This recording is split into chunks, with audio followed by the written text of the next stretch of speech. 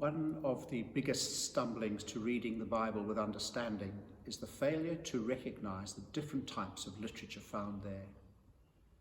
If I bake a cake, it helps to be using a recipe book, not a book on fixing cars. So what sort of literature do we find in the Bible? The early books of the Bible, Genesis and Exodus, for example, appear to be history. They tell stories about Adam and Eve, Abraham and Sarah, Moses and Miriam. But as you have probably guessed, they are not history as we know it today.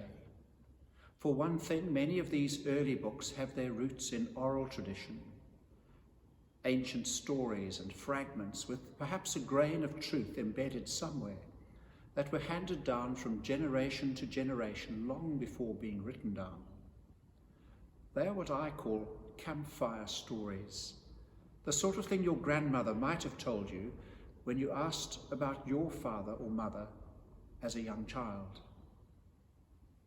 The opening chapters of Genesis contain what we call myth, defined by someone as true stories that never happened.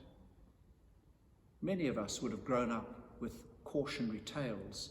They're the sort of story that tries to explain why things are as they are, where we came from, how a place got a name, why we should behave in a certain way.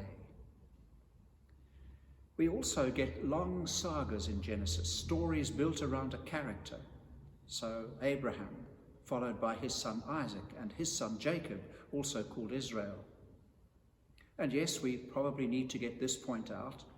Many of the Bible stories focus around men. That's the way it was in those communities. But unlike many other cultural stories, there are also plenty of wonderful, feisty women in the Bible too. Some of the most beautiful poetry ever written is found in the Psalms, still sung in our cathedral and often the inspiration for hymns.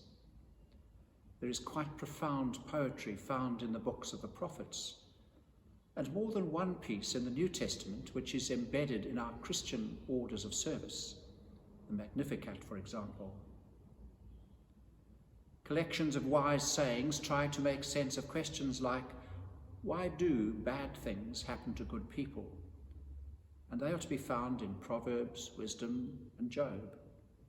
And of course there is a whole collection of books known as the prophets. When we come to the New Testament, things are a little more straightforward.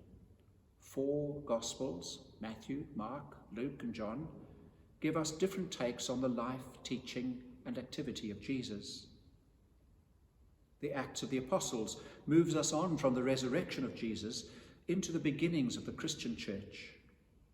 We find collections of letters or epistles, mostly from St. Paul, but from other people too, including Peter and John. The strangest book of all is the last book of the Bible, known as the Book of Revelation.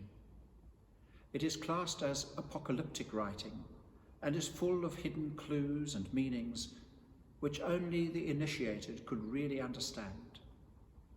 Apocalyptic remains the happy hunting ground for all sorts of weird and wonderful theories, especially about the end of the world. I'll have more to say in the last of the series.